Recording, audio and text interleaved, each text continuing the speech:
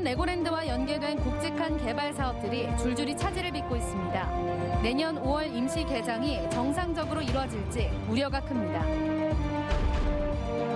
피서객들이 몰리는 동해안 해수욕장은 야간 음주나 취식을 금지하는 등 지자체마다 코로나19 방역에 안간힘을 다하고 있습니다. 시멘트 공장 주변에서 분진에 장기간 노출되면 기관지에 악영향을 줄 수 있다는 연구 결과가 나왔습니다. 화천 산천어 축제가 동물학대 축제가 아니라는 결정이 다시 한번 내려졌습니다. 검찰은 동물보호단체가 제기한 항고를 기각했습니다. 시청자 여러분 안녕하십니까? 최문순 강원도지사는 춘천 레고랜드 임시 개장을 내년 5월에 하겠다고 했는데 이 발표대로라면 개장은 1년도 채 남지 않았습니다. 그런데 컨벤션센터, 레고호텔에 이어 유적박물관 건립마저 춘천시가 미온적인 태도로 돌아서 레고랜드와 연계한 굵직한 개발 사업들이 줄줄이 차질을 빚고 있습니다. 허주희 기자가 취재했습니다. 중도 문화재 보존을 위한 유적공원과 박물관이 들어설 곳입니다. 레고랜드 조성 사업지의 10분의 1에 해당할 정도로 넓은 면적입니다. 내년에 착공해 2023년에는 문을 열 예정이었지만 차질이 불가피해졌습니다. 운영 주체인 춘천시가 문화체육관광부에서 7월에 진행하는 공립박물관 설립 타당성 사전평가를 신청하지 않았기 때문입니다.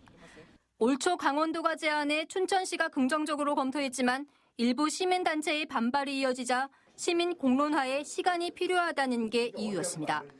시민사의 의견을 좀 수렴하고자 하는 그런 시간을 좀 요청했습니다. 그래서 지금 그 시간을 좀 갖고 춘천시의 의견을 수렴하는 중에 있다는 점을 말씀드리겠습니다.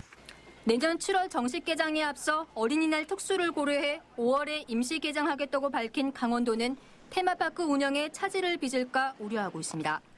유적박물관은 이미 늦은 것으로 판단하고 테마파크 개장에 맞춰 정부 심사가 필요하지 않은 유적공원이라도 조성하는 방향으로 계획을 바꿨습니다.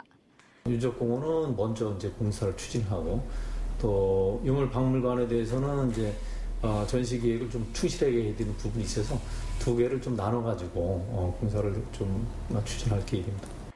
국제전시 컨벤션센터도 1,800억 원 규모의 투자에 비해 사업성이 낮게 나와 강원도는 다음 달 행정안전부 중앙투자심사 결과에 신락 같은 기대를 걸고 있습니다. 테마파크로 들어가는 관문에 위치한 레고 호텔 역시 최근 문화재청이 기초공법 변경안을 최종 부결하면서 계획을 다시 세워야 하는 상황입니다. 개장할 때까지 호텔 공사가 진행 중일 경우 안전성 때문에 테마파크 출입구 위치 변경도 검토하고 있습니다. 이렇게 레고랜드와 연계한 개발 사업들이 줄줄이 차질을 빚고 있습니다. 이대로라면 공사장 먼지가 날리는 상황에서 테마파크만 덩그러니 개장할 수밖에 없습니다. MBC 뉴스 허주입니다. 원주의 한 어린이집이 지인의 보육교사 자격증을 허위로 등록해 보육료를 지원받은 사실이 드러났습니다.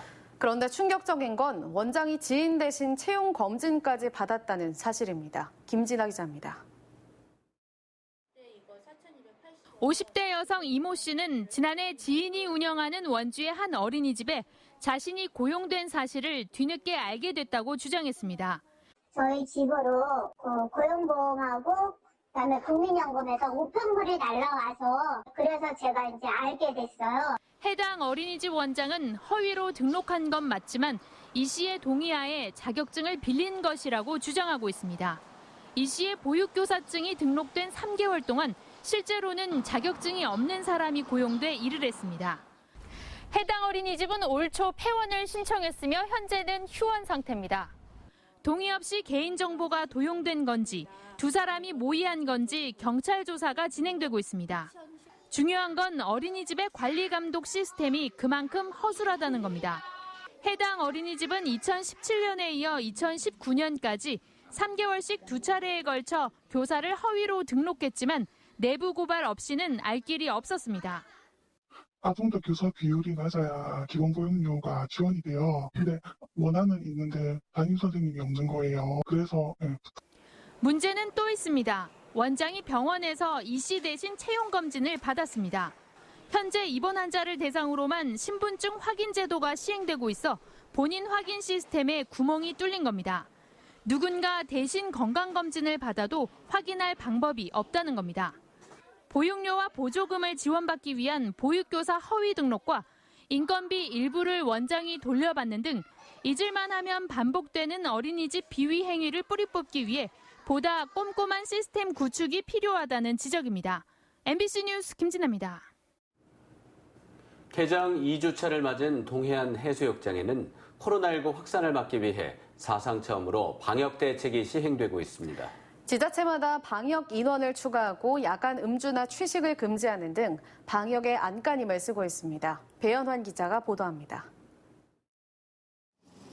해수욕장 입구에서 체온을 재고 이상 징후가 없으면 손목 밴드를 채워줍니다. 방문객들은 연락처를 남겨야 백사장에 들어갈 수 있습니다.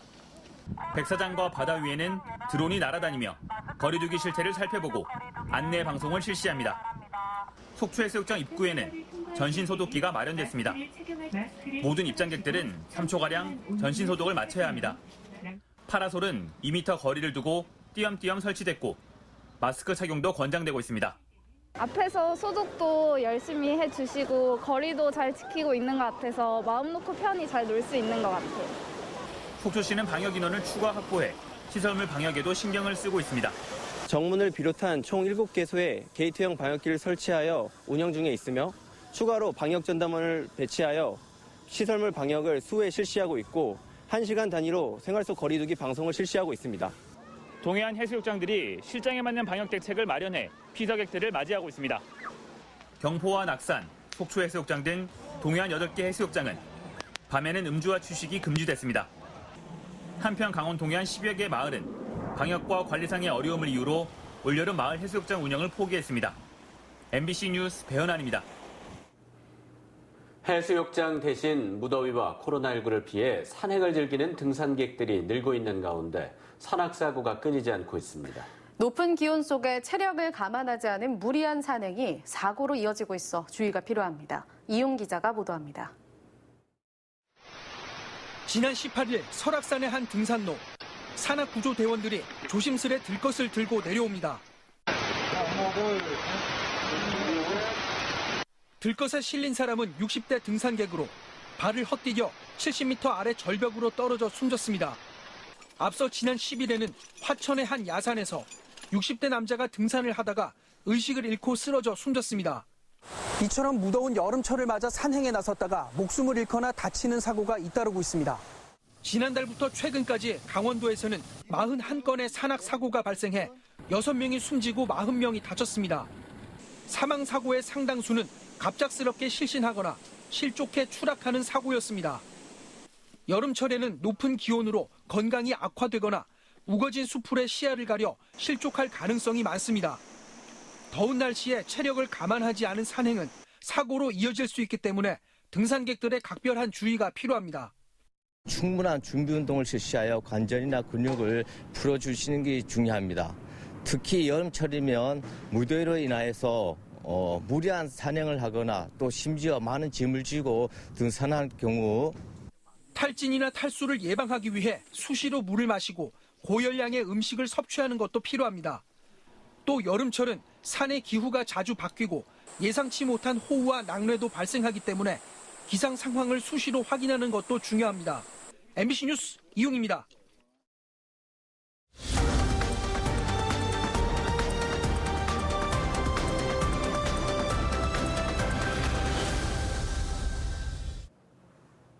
시멘트 공장 주변에서 분진에 장기간 노출되면 피해 기능이 감소하지 않더라도 기관지에 악영향을 줄 수 있다는 연구 결과가 나왔습니다.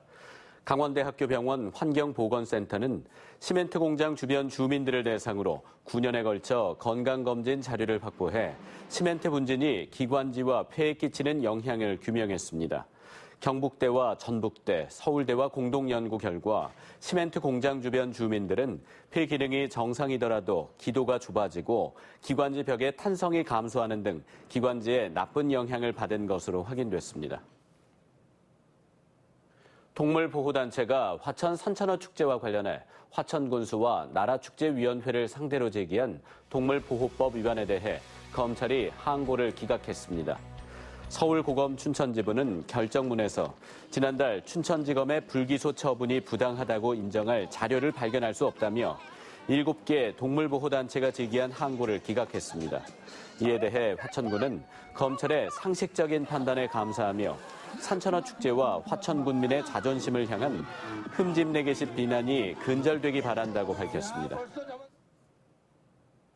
봉이산 일대를 돌아다니며 시민들을 두려움에 떨게 한 멧돼지 한 마리가 붙잡혔습니다. 춘천시는 지난 19일 자정쯤 소양로 현대아파트 일대에서 멧돼지 한 마리를 포획했습니다. 하지만 멧돼지 서너 마리가 여전히 봉이산에 서식하는 것으로 추정돼 춘천시는 엽사를 동원해 추가 포획에 나서겠다고 밝혔습니다. 또 멧돼지의 봉이산 유입 경로를 파악해 울타리 설치에 나설 계획입니다. 영서 지역에 폭염주의보가 내려진 가운데 오늘 낮 기온이 31도를 웃도는 무더위가 기승을 부렸습니다. 오늘 영서 지역의 낮 최고 기온은 화천 31.9도, 춘천 31.6도, 양구 30.8도, 홍천 30.6도, 인제 30.4도 등으로 나타났습니다. 폭염주의보는 절기상 대서인 내일까지 이어지겠고 내일도 오늘처럼 습도가 높아 체감온도와 불쾌지수도 덩달아 높겠습니다. 국방개혁에 따른 대책을 모색하기 위해 국방부와 강원도, 접경지역 5개 군이 오늘 국방부에서 두 번째 상생발전 협의회를 열었습니다. 이번 회의에서는 군사규제 완화와 유휴부지 활용 이외에도 부대 공무직 근로자 채용 시 지역 인력을 우선 채용하는 방안과 군납 품목 확대 요구안이 논의됐습니다. 강원도는 군부대 해체와 병력 감소에 따라 접경 지역이 직면한 위기와 국가안보를 위해 희생해온 지역 주민을 고려해 국방부에 적극적인 지원을 요청했습니다. 그동안 사각지대에 놓여있던 장애인 가족을 지원하는 시설이 춘천에 처음 마련됐습니다. 춘천시는 오늘 장애인 가족지원센터 문을 열고 운영을 시작했습니다. 장애인 가족지원센터는 장애인과 가족 구성원을 위한 돌봄 휴식 프로그램과 심리상담 등을 지원하는 시설입니다. 춘천시는 사업비 1억 3천만 원을 투입해 춘천시 장애인복지관 내에 센터를 마련했습니다. 일면식이 없는 50대 여성을 살해한 20대 남성이 구속 송치됐지만 범행 동기는 여전히 밝혀지지 않았습니다. 인제경찰서는 오늘 20대 남성 A씨를 살인 혐의로 검찰에 구속 송치했다고 밝혔습니다. A씨는 지난 11일 인제군 북면 인근 등산로 입구에 세워진 승용차에서 수도권에서 온 50대 여성을 흉기로 찔러 숨지게 한 혐의를 받고 있습니다. 경찰은 범행 동기를 알아내기 위해 프로파일러를 동원했지만 큰 성과가 없었습니다. A씨는 앞으로 공주치료감호소에서 정신감정을 받을 예정입니다. 일제강점기부터 사용되고 있는 면 명칭을 바꾸려는 움직임이 확산되고 있습니다. 양구군은 다음 달 21일까지 한 달 동안 지역 주민을 대상으로 일제식 행정 명칭인 양구군 남면을 양구군 국토 정중앙면으로 변경하기 위한 주민 의견 수렴에 나섰습니다. 또 홍천군도 지난달 24일부터 군청을 중심으로 동서남북 사방을 표시한 홍천군 동면을 옛 명칭인 홍천군 영기미면으로 개칭하기 위한 행정 절차를 진행하고 있습니다. 여름철을 맞아 인제 지역 대표 농산물로 육성한 멜론이 출하돼 농가소득 증대가 기대되고 있습니다. 인제군은 지난 4월 말부터 재배가 시작된 신품종 멜론 한의원2의 출하가 시작돼 8월 말까지 모두 26톤가량이 생산될 것으로 전망하고 있습니다. 이번에 생산된 한의원2 멜론은 과육이 부드럽고 당도가 16브릭스 이상에 달해 농협 하나로마트와 농가 직거래로 판매될 예정입니다. 이상으로 뉴스데스크 강원을 마칩니다. 시청해주신 여러분 고맙습니다.